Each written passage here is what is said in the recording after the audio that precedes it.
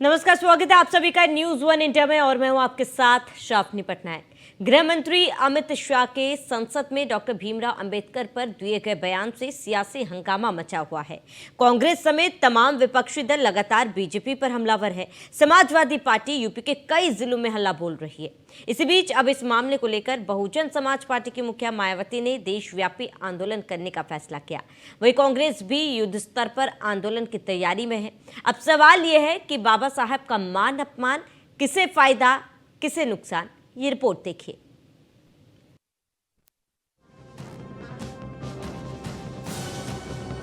अंबेडकर पर सियासी घमासान, किसे फायदा किसे नुकसान, बाबा साहब के सम्मान पर चोट, विपक्ष को चाहिए दलित वोट।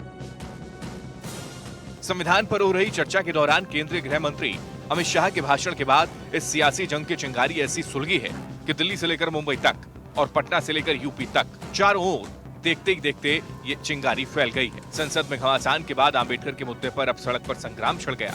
यूपी के कई जिलों में समाजवादी पार्टी के कार्यकर्ताओं ने हाथ में बाबा साहब की तस्वीर लेकर प्रदर्शन किया। यादव जी के आदेशानुसार पूरे प्रदेश में सभी जिला मुख्यालयों पर ज्ञापन दिया जाने का प्रोग्राम है।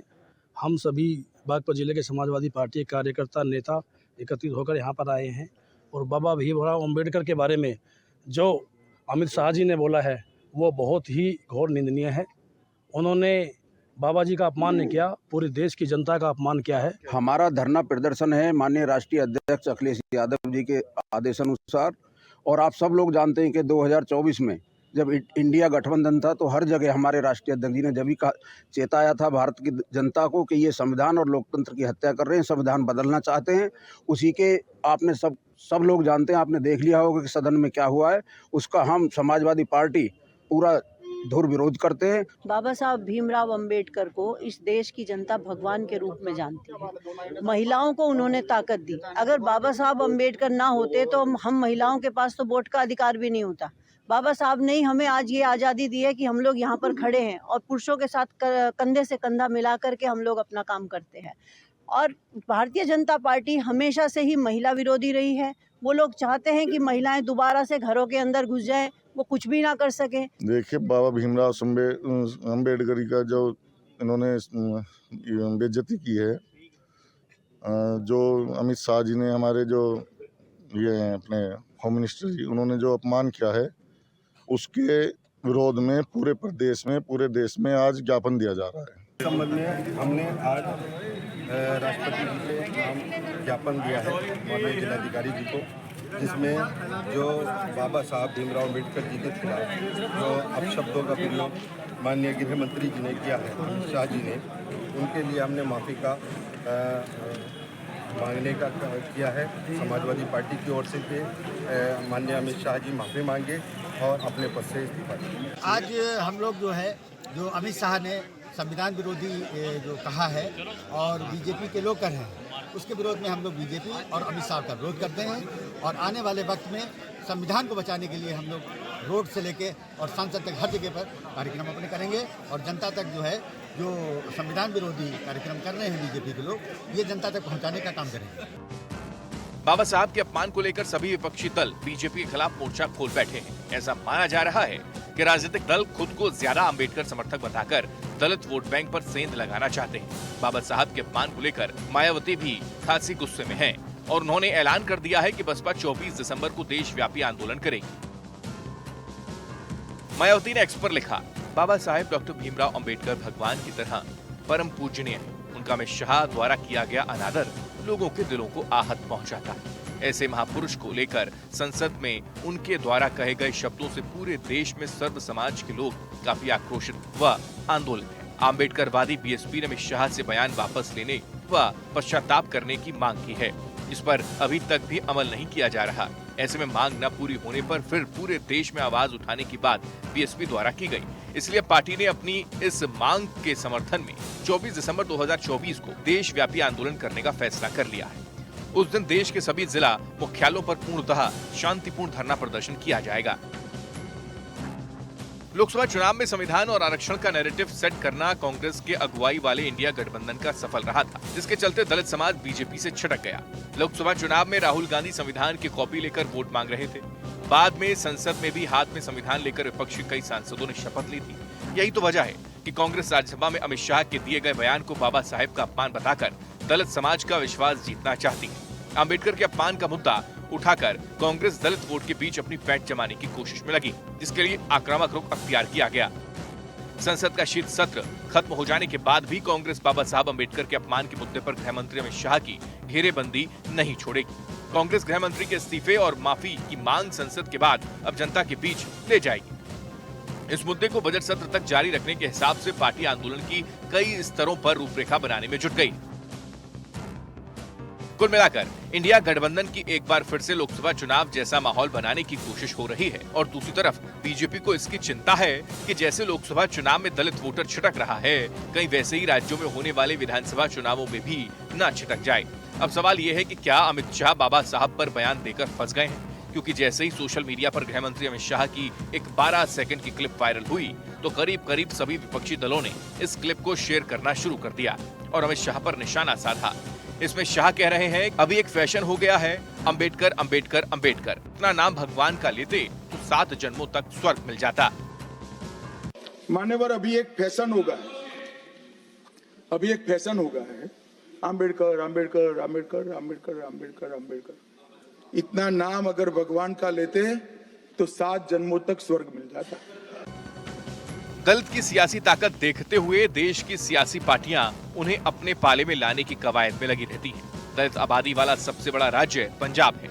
यहाँ 31.9% और उत्तर प्रदेश में करीब 20.7% दलित आबादी है। इस तरह दलित वोटर सत्ता का खेल बनाने और बिगाड़ने की ताकत रखता है और उसके लिए अंबेडकर किसी भगवान से कम नहीं है। दलित वोट बैंक क्यों जरूरी है? देश में 16.63% अनुसूचित जाति, 8.6% अनुसूचित जनजाति, 150 से ज्यादा संसदीय सीटों पर प्रभाव, लोकसभा की 84 सीटें एससी के लिए आरक्षित, लोकसभा की 47 सीटें एसटी के लिए आरक्षित, 46,859 गांव में 50% से ज्यादा दलित, 75,624 गांव में 40% से ज्यादा दलित। लोकसभा चुनाव में बीजेपी के कुछ नेताओं ने कह दिया था कि पार्टी 400 सीटें इसलिए चाह रही है ताकि संविधान में बदलाव किया जा सके। विपक्ष ने प्रचारित किया कि बीजेपी 400 सीटें लाकर आरक्षण हटाना चाहती है। 400 पार का नारा बैकफायर कर गया और बीजेपी को इससे नुकसान हुआ। लोकसभा की 84 सीटें अनुसूचित जाति के लिए आरक्षित हैं। बीजेपी महज 30 सीटें ही जीत पाई है।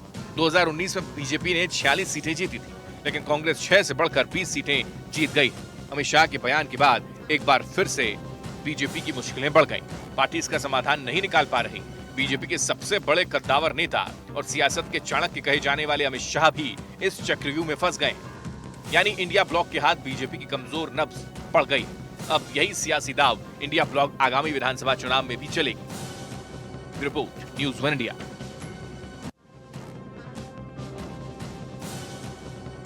अंबेडकर पर सियासी। चलिए चर्चा की शुरुआत करते हैं। मेहमान जुड़ चुके हैं। गौरव मिश्रा बीजेपी नेता हमारे साथ जुड़ चुके हैं और वहीं मुन्ना खान कांग्रेस नेता हमारे साथ जुड़ चुके हैं। आप दोनों मेहमानों का बहुत बहुत स्वागत है। गौरव मिश्रा जी, सबसे पहले आपका रुख करूंगी। क्या आपको लग रहा है कि अमित शाह ने इस तरीके के बयान देकर पूरी पार्टी को मुसीबत में डाल दिया? जिस तरीके से संविधान को लेकर लोकसभा चुनाव पूरे विपक्षी पार्टियों ने लड़ा था, उसका खामियाजा बीजेपी को उठाना पड़ा था और अब पूरा विपक्ष जो है एकजुट है। आपको लग रहा है कि आप इसी कारण कहीं ना कहीं बैकफुट पर हैं? नहीं, मुझे लगता है कि देखिए, इसको जिस तरीके से इस झूठे गलत तरीके से डॉक्टरेट करके छोटे से क्लिप को दिखाया गया है, जनता आज इतनी समृद्ध है सूचनाओं से कि वो पूरे क्लिप को देख लेगी, पूरे भाषण को देख लेगी। शीशे की तरह दूध का दूध, पानी का पानी साफ हो जाएगा। उसमें कहीं किसी भी प्रकार का एडल्ट्रेशन की कोई गुंजाइश ही नहीं है।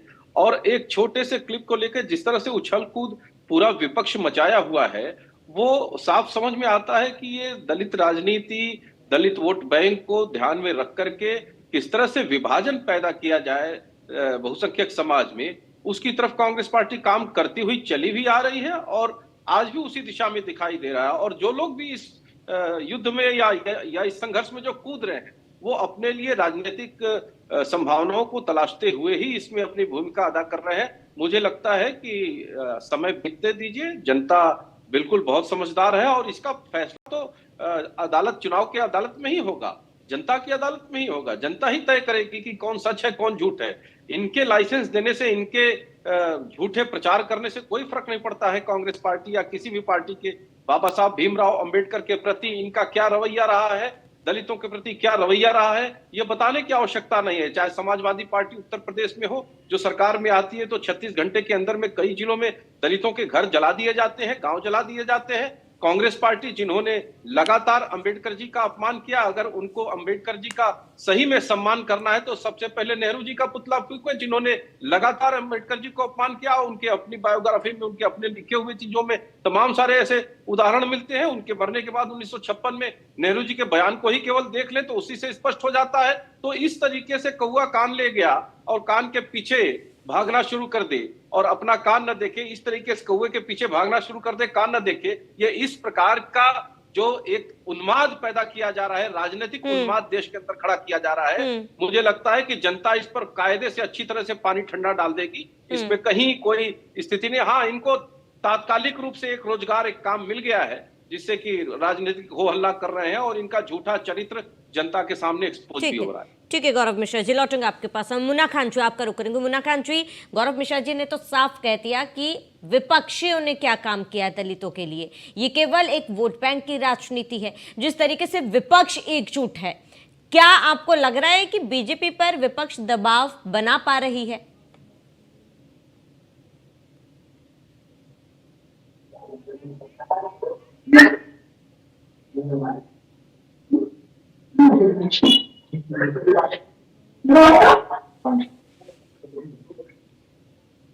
मुन्ना खान जी, आप तक मेरी आवाज पहुंच पा रही है? चलिए, मुन्ना खान जी तक आवाज नहीं पहुंच पा रही। मुन्ना खान जी, आपके पास दोबारा लौटेंगे। हमारे साथ समाजवादी पार्टी प्रवक्ता डॉक्टर नितेंद्र जी जुड़ चुके हैं। डॉक्टर नितेंद्र जी, आपका बहुत बहुत स्वागत है। डॉक्टर नितेंद्र जी, जिस तरीके से लगातार विपक्ष इकट्ठा हुआ है और लगातार बीजेपी पर जो है तमाम विरोध प्रदर्शन देखा जा रहा है, ऐसे में क्योंकि हमारे साथ गौरव मिश्रा जी बीजेपी नेता जुड़े हुए, उनका साफ कहना है कि, और सवाल भी ये है कि विपक्ष ने दलितों के लिए क्या किया है। ये सवाल के साथ क्या जो प्रेशर पॉलिटिक्स है वो विपक्ष करने की कोशिश कर रही है? देखिए, एक बात बहुत महत्वपूर्ण है, सवाल का जवाब सवाल नहीं होता है। ये भारतीय जनता पार्टी को शायद नहीं पता है। भारतीय जनता पार्टी से सिर्फ एक बात पूछी जा रही है कि आखिर आप विपक्ष ने क्या किया, ये कह करके आप पाप मुक्त नहीं हो जाओगे। भारतीय जनता पार्टी आज से नहीं, जब से भारतीय जनता पार्टी की स्थापना के पूर्व, जो इनकी पूर्व पार्टी जनसंघ, उससे पूर्व जिनका मदर संगठन आरएसएस हिंदू महासभा रहा, तब से जब बाबा साहब ने हिंदू कोड बिल ड्राफ्ट किया था, उसको सदन में पेश किया गया था, तब से इसके खिलाफ है। ये लगातार महिला विरोधी भी रहे, दलित विरोधी भी हैं, अल्पसंख्यक विरोधी भी हैं, पिछड़ों के विरोधी भी हैं। और उस समय बाबा साहब का पुतला फूका था आरएसएस लोगों ने, हिंदू महासभा के लोगों ने, और बाबा साहब की 100 यात्रा निकाली थी। तो इनको ये पूछने का अधिकार कहां से हो जाता है कि विपक्ष ने क्या किया है। दूसरा, अभी भारतीय जनता पार्टी के जब संविधान लागू हुआ तो भारतीय आरएसएस का जो मुख्य पत्र था महाजन, उसमें लिखा गया था कि इस संविधान को कभी भारत का हिंदू यानी तथा कथित मनुवादी उस समय के जो लोग थे, ये कभी स्वीकार नहीं कर सकते। इन्होंने इस देश के तिरंगे झंडे को कभी सम्मान नहीं दिया। लंबे समय तक इनके कार्यालय में तिरंगा झंडा नहीं लगाया जाता रहा। और एक घटना है, बाबा मेड़े के नेतृत्व में आरएसएस कार्यालय में 3 नौजवानों ने झंडा फहराया था तिरंगा, तो उनके खिलाफ इन्होंने मुकदमा दर्ज कराया था, बाकायदा उनको जेल भेजने का काम किया था। तो ये शुरू से राष्ट्रद्रोही लोग ये बाबा साहब को कभी पसंद नहीं करते रहे।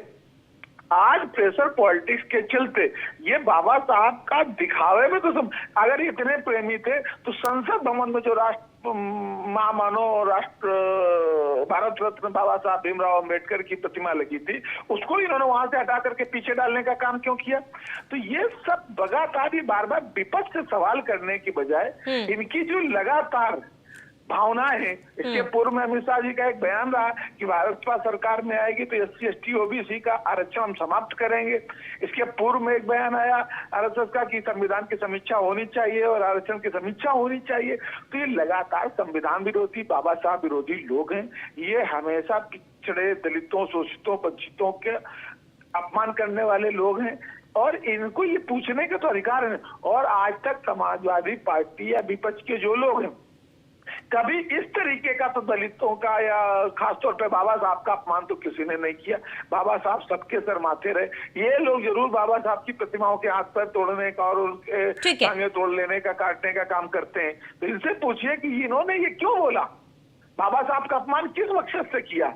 ये अपनी मनसा तो जाहिर कर रहे हैं। ठीक है नितेंद्र जी, मैं लौटूंगा आपके पास। कांग्रेस प्रवक्ता मुन्ना खान जी हमारे साथ जुड़े हुए। मुन्ना खान जी, आप क्या विपक्ष अब जब एकजुट हो पाया है, आपको लग रहा है कि विपक्ष वो दबाव बीजेपी पर बना पा रही है?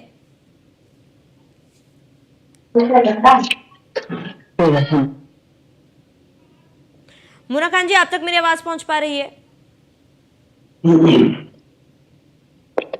जब ये चल गया ये चलिए, मुन्ना खान जी तक आवाज नहीं पहुंच पा रही है। गौरव मिश्रा जी, आपने सपा प्रवक्ता नितेंद्र जी को सुना, तमाम आरोप लगाए और इसके साथ ही उनका ये कहना है कि जिस व्यक्ति को वो भगवान मान रहे हैं उनके लिए इस तरीके का बयान निंदनीय है और जनता जरूर जवाब देगी। देखिए, बहुत सारी बातें इन्होंने कहा, तथ्य विहीन, सत्य विहीन, सत्य से दूर दूर तक नाता नहीं है। बाबा साहब भीमराव अंबेडकर संघ के शिविर में गए और संघ के शिविर में जब उन्होंने सेवा देखी और जब वहां पर किसी भी प्रकार का भेदभाव नहीं देखा तो उन्होंने भूरी भूरी संघ की प्रशंसा की। और वीर सावरकर जी के साथ बाबा साहब भीमराव अंबेडकर के कितने मधुर रिश्ते थे। यहाँ तक कि गांधी वध में जो मुकदमा चल रहा था उसमें भी सावरकर जी को मदद करने का, कानूनी मदद करने का काम बाबा साहब भीमराव अंबेडकर ने किया था। और ये शत्रुता का एक बहुत बड़ा कारण भी था नेहरू जी से। कहीं ना कहीं नेहरू जी इससे बहुत क्षुब्ध भी रहते थे और उनके साथ कभी भी उन्होंने इत्तेफाक नहीं रखा। और यही नहीं, जीते जी नेहरू जी स्वयं को तो भारत रत्न दे दिए, जीवित रहते हुए इंदिरा जी ने स्वयं को भारत रत्न दे दिया। और अंबेडकर जी को भारत रत्न कब मिला? जब भारतीय जनता पार्टी समर्थित सरकार 1990 में बनती है। ओबीसी आयोग का गठन किसने किया? भारतीय जनता पार्टी की सरकार ने किया। मंडल कमीशन कब लागू हुआ? जब भारतीय जनता पार्टी की सरकार समर्थित सरकार बनती है। और इतना ही नहीं, बाबा साहब महू में पैदा हुए, जन्म लिए, वहां तक आज तक कोई प्रधानमंत्री गया ही नहीं। पहला प्रधानमंत्री इस देश का जो गया है वो आज हमारे प्रधानमंत्री नरेंद्र मोदी जी गए हैं। उनके सभी उन मानदंडों को तीर्थ में परिवर्तित करने का काम, चाहे वो लंदन में रहा हो, चाहे वो महू का रहा हो, उसको तीर्थ में बदलने का काम हमारी सरकार ने किया है। और सब छोड़ दीजिए, ये तो वैचारिक विषय हो गया, लेकिन वो दलित समाज जो सदियों से पिछड़ा था, जिनके पास पक्के घर नहीं थे, जिनके पास चूल्हा नहीं था, जिनके पास स्वास्थ्य की सुरक्षा नहीं था, आखिर उनको मेन स्ट्रीम में लाने का काम किसने किया? इसी सरकार ने किया। गौरव जी लौटूंगी आपके पास। और ये समाजवादी पार्टी ने सबसे अधिक शोषण अगर किया तो दलितों का किया है। और आज ये दलित वोट बैंक को केवल अलग करने के लिए ठीक है। गौरव जी लौटूंगी आपके पास। मुन्ना खान जी, विपक्ष क्या वोट बैंक की राजनीति कर रही है इसके जरिए?